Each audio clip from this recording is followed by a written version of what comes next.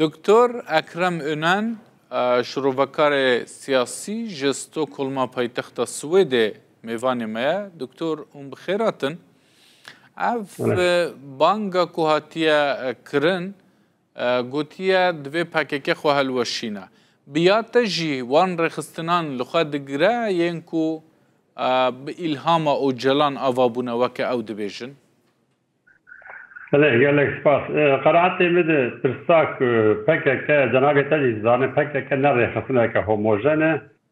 û ji bo ne rêxistineke homojen jî yani rast yani divê êdî wek ji vê tiştî nebdiziye yani PKK heye û şaxê wê li her sê pirçê Kurdistanê dinê hene. Em bêjin li Tijak, em bêjin PYD'ye, em bêjin li Başûr Partiya Azadî wextekê hebû. Rast vana giş PKK ne divê êdî Kurd jî kumê xwedînên berxa û divê bifikirin û êdî tiştî dizî nemaye. Lê li vir çi ye li vir ev hemû grûpê min ji matin ne homojenin. Her alîk hinek li pişt wan in. û ew terefêke li pişt wanin jî nakokiya wan Tirkî re heye. Yani misalê heger ez bidim. Em bê nakokiya Îranê bi Tirkî re heye, em bêjin ligel PYD, ligel Tijakê têkiliya wan heye, ligel Qendîlê têkiliya wan heye, nakokiya Amerîka bi Tirka re heye, ligel PYD li Sûrî têkiliya wan heye û her wiha merekare firehtir bike. Yani PKK rast vana giş PKK ne lêre enî weqa jî ne homojenin. Her terefek hinek pişt wanin ji bo wê jî ev bangan ha cenabê te jî behs kir ki nûçevanê wek reportajek çêkiribû rast bangek were heye lê ez jî ne bawerim ki çi teref ji vana wê hîn çi bikir ne diyar yani ew banga Abdullah Öcalan rast li ser vana tetbîq nabe ji ber vana her yek ji wan dewletek yani alî pişt wan û ew alî jî berjewen yani nakokiya wan Tirkar hani çok ew nakokiya wanî Tirkar evê nêzîkî hev bibin ana heke cenabê te zanibê ez misalekê bidim demak dest vê prosesê bû Yekîtiya Ewropa vekirî piştgirî daye bê şert û şurût dewleta Yekîtiya Amerîka bi şert piştgirî daye gotin ev te pêvagirojeka baş e em hêvîdarin ew ê Tirkî êdî ew sebebê êdî şêwanê ser hevalbendê me li Sûriyê dijî Daişê ew ê li ortaya rabin. Yani tu his dike ki şerta datînin berhev ki ew karin sedî çeka dînin an danînin ji bo wê de yani heya derecekê ne bi PYD'ye ya bi Qendîlê ya jî bi Tijakê girêdayê. Ew girêdayê ew terefên piştwanin û ew terefên piştwanî cenabê te dizane nakokiya wan Tirkar gelekin pir zehmetek ki niha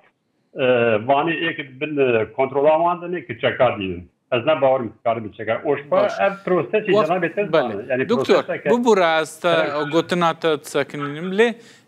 dema ku kesekî wekî dewletbaxçelî vê daxwaziyê dike ku hemû grûpên din bi xwe vedigire ev nabe astengî li pêşiya bi rêveçûna pêvajûyê? Qenaetek me ez dixwazim ez dikarim wiha bifikirim. Yani ev tiştê ji xwe heger tu destpêkê lê binêre demak ev proses niha cenabê te jî behs kir ki dewlet baxşelî bi hevdîtinekê li gel hadê li parlamentoyê civî kirin. Wê çaxê jî serok komarê Tirkiye Erdogan hinekî wa bi hezir bû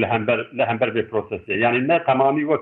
pir vekirî piştgirî nedaye. Yani got baxşelî pêvajoyê xwe rêgiriye tiştekî ne xerabê lê mere dizanî bû wa tamamî piştgiriyê nadê wa jê sar bû hinekî û heta derê heta niha jî dikaribê ji wahayê. Lê ev mişkulet divê yani bira divê pir bêzararkirin yani Türkiye ev tiştêk niha zên prosesa a ki xwedê girabî Kurd jî wê navî lê dikin lê qenaetê me di proseseke sağlam kirina hundirê dewleta Tirkiyê. Tirkî dixwaze ji ev guhertinekê li dinyê çêdibîne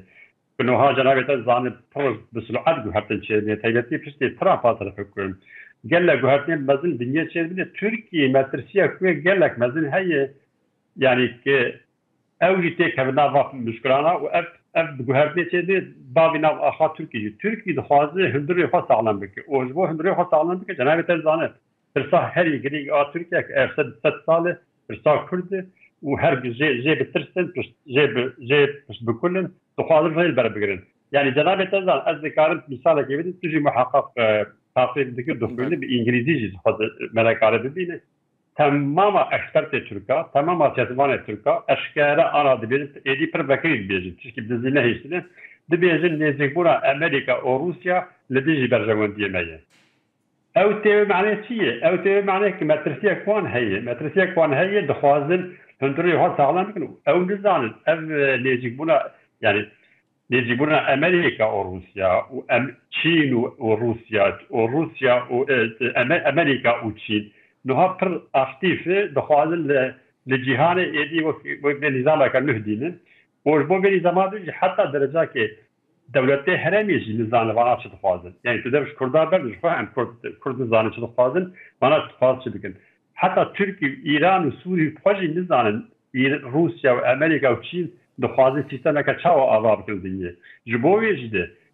مترسیه کوانا گلک مزن هیه که او دی بیشن دوار گوهرتنا ده دکاره بابینا آخا ترکیه جبوی جده ترکیه حاضریه خوده که دی بیشن یعنی هندروی خواه ساغلام دیکن دخوازی کرد جوار نه پروبلم ده کرد دکارن چه بکن جبوی کو زرار نگهی تا کمارا ترکیه بونمونه دوان گوهرتنین و بحث کرن یعنی کرد دکارن چه بکن جبوی کو زیان نگهیجه کومارا ترکیه دوان گوهرتنین چه بونده؟ قرارت میده کرد خب گله کرسا گریم بوده کرد کاکیدن در گله گریم یعنی قرارت میده برادری ام وقت تغییر سیاسی کردی دبیج جمناقشه که اجالان چو گفت بخشمی چگو ترکا چگو ایران چگو خوشویا هنگ رزگار بکن دبی کرد ها کنسانتری اف جویلیت نابینا روسیا و امریکا جویلیت نابینا روسیا و چین امریکا و چین دبی ها کنسانتری یوی بکن وانا چه دخوازن وانا دخوازن ده هرمانا چه بکن وانا دبی دوا گوهرتنی او دخوازن بکن جهه کرده هی آنتون نیه اگر جهه کرده هی بکویه اگر جهه می هی ام حسبی نفر دلیمه ام چاوز کارن هین باشتر بکن کرد سیاست تا کرد بخوا کنسانتری ویا بکه یعنی خوا چارچوا مناقشه هرمی ای روزات رزی گناهی خود رزگار بکه از بالا خود دمدیا کردی جید بتایبتی و درaya geçti تایبتی مدیا سوسیال yani تو بینی کرد بهتر چارچوا دولتی هرمی مناقشه بکن پرزگری کافا اگر تو دولت تو دیگر چارچوا مناقشه بکنی خود کردش تکی دست بخون نیه کرد بخوا کنسانتری جویلی نابینا امریکا روسیا و چینه بکن آنا ای اساس بخوادن آنا گوهرتنا بکن اون اختیار اساسی اون ور اشکره جیبویی که هرست آلی اوی ایدی نظام اکر مهدینن مادم اوی دینن کرد دوی کنسانتری ویا بکن چاوات کارن دوی نابینا وانا ده جهه کش خورد شکنه جبوی ده اشتاق ست کرد جخواد کرد لترکیه آنا ترکا یعنی دولت ترک دوید 40 ساله داوید به پروژه آنها که او دیجن اف پروژه بود 40 سال به پروژه دوام کرد آنی نهال برسکناندنه و حتی درجه که پروژه خسر خستن کرد ایدی ترکیه ایدی ترکار نه خطرن نه تعلق کنه اگر هنک جدر بده دست بار وینه دکاره جنهد بسر خوگوره یعنی کرد لباکور ایدی وقت پروژه دولتا ترکیه 40 سال وان و پاکیکل هر رمشاندن آنی دیگه نقطه سکناندنه او نقطه تسلیم بونه یعنی کرد فعلی وقتی بجیم کرد قزدانجن ده ملتی کرده سیاست تا کرد لباکور به تایبتی پاکیکل 40 سال داوی نشان هات لتسلیم بونه سکنی اونو هات تو خطریه که ترکیه تون نیه ترکیه تشتاد ترسه اساس جباشور ترسه و روز آواز ترسه روز آواز نفر ترسه روز آواز چماش باشور بترسه دمکی دا کو پیوندیم باشین سیاسی آبوری هنه خاک باشور کردستان بشک زیدل وان اپراسیون داوی عسکرین ترکان تدنه جو خود پرس دور ده یکاک دلدار یعنی قناعت ایمده او ترکی اساس ترساوی هری مزن جباشور کردستانه جبرگ او ده حسیبینه اف دولت مزن کنها محسبان که الیس یقولی یعنی روسیا چین و امریکا او دخوازن نها نظام که نه آد جهان دینن ترک و ایران و دولتی منطقه ایوالاتی کردستان پرسان گشت زانن اساس هگر نیتا و دولت هر دولتانی مزن که گوهرتنی روزاتا نزدیک نابین گوهرتنی که بو کرده هبه اوی بو خوازن لسر باشوری کردستان را بکن جبوی جدید ترک مترسیه کوانا گلک مدرس باشوری کردستان هیه هر شقات ويا أشكال نادن ديار كن نادن غيدان جروج أبايا كردستان الحياة درجات يفترسي هي نوك أباشوري كردستان جبوش نوك أباشوري كردستان جبركن ترساماني أباشوري كردستان جهاز سياسي كردي فهي جبركن أود حسبين الله هزانا هزين اجتماعيين تخازن دستاتیا که کردار آوا بکن دخوازن دستاتیا هی فراتر بکن هگر کار مغیات الخبری لبس الخبری اعلام بکن او دنیا قانع بونی که هزی باشور کردستان نیت اخوانی وره هی و ام هزانا هزی کردینه جبور روجاوای کردستان او ج کردا بهتر او ج دولت ای وک امریکا وک روسیا یک سورینه جوان دترسن او د حسبینی که ناخوکی وانی بروسیا و امریکا و دکاره به سبب که وانا دست باویج کردا و او بخواه يعني جو كردارة تشتكي بدأ سبخن يعني جبو بيد از بخواه اللي فكرة دانا إيرو الروج أوايا كردستان جي الباكور جي والروجرات كردستان جي درلي باشور بلك وقت هيز إيدي رونشتنه إيدي خلق وان ترسن حتى بيوان دكن لهر سفر جدني بك قوتك در مداخلة بك كرد بخواه نكارن تدس كرتيار دس بخن بك قوتك در جبو بيد اساس مشکلات ترکیه ایرانی دولت کردستان پارچه کردن مشکلات بهتر اساس به باشوری کردستان رایی و بیازی پر به سیاست که پر مرفع ناکد ماشین یعنی کرد باش داگید یعنی جهت که خودی اگر یک دوستی وانن یعنی ایدی وقت جیده دخوازن مرشد بنگیوان بخشیدن دخوازن هیدی وان تخت که لی تشتا هری بو کردا آبشیر او که هذه باشور كردستان جيب تجربة وقت بيت ترى كادروية وان هي أسبوعات كم أو جزء شتر بياد بينن وتستعمل هذا بينيج أو واي دي سياسات كمعقول دمشين دفاع قهرتنا هذا يعني جبوا بيد هكذا لا بيت تزان أفتستعمل منها بحث يعني باشور كردستان بيتستعمل وقت ك خوش مناقشة سياسة هرمي رزقار بكن وبالدولة مزر روسيا أمريكا وشينيا تكلها بكن أو حوجناك از بيجم تبقى دزانه که قال لك چه آلیه امریکی چه آلیه روسی چه آلیه حتی چینی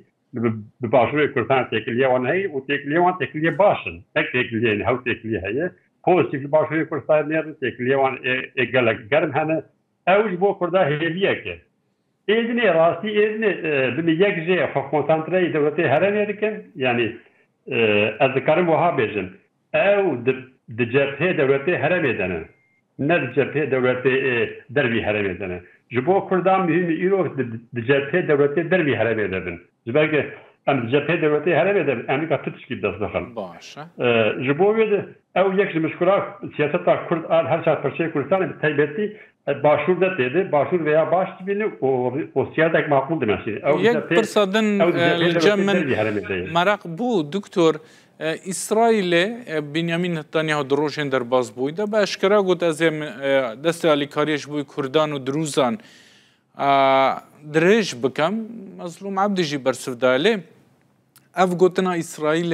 و زیان بگه هینا کردان به تایبتی ین سوریه تزانه قناعتك بده مثلا اسرائيل جبو كردان مثلا خصاصه يعني نك يعني هم يعني اذكارن بهم خدمي رحمتين ملان استفاده تزانه مثلا خصاصه يعني كرد جبوك يك بخوي جبو كرد جباتك ديندار جباتك مسلمانه دو دولتي اك كردستان وانا بروبليم او بخوي جباتك مسلمانه ليه قناعتك مو يعني كرد كارن سياستك وري معقول بمشي شخص البروبلم كردان إسرائيل رتنه إسرائيل نتج من كردان بالعكس حياة إسرائيل هاتي دفع بشي صاري داوين مالات دبينه يعني اگر قلتنا خيره هب كردان كرنه تشكيلنا خير كردان نكرنه كرد كارن سياسة كمعقول بماشينه إسرائيل تكلية خوش دبن إسرائيل كاربن وقت به آليكاري كبكار إسرائيل آليكاري ورد بگرن ليه دبي يعني سياسة كرد كسي جدي سياسة لكن دبي جواب كل حسيت في سياسة كورد ماشي نك هما هر تشتري وك بي كنترول وبي حساب وبي كتاب يعني دبي ام جواب تاخذ حسيت وتكلم إسرائيل بكن از حسبين إسرائيل ولا تكي الهربي ولا تكي دوستي كرداية بروبلم كون كردار تلي وكرد شما كرد ملذكي مظلوم دستي بسجريه على كاري دريج بكن كرد بي لحنبر درنا كان كرد بي بالعكس دوستانية كير بكن إسرائيل يجوا ولا تنايز حسبين gelek spas Dr. Ekrem Ünen şrovakarê siyasî tu ji Stockholmê bûyî mêvanê Rûdawê. Dem baş. Gelek spas.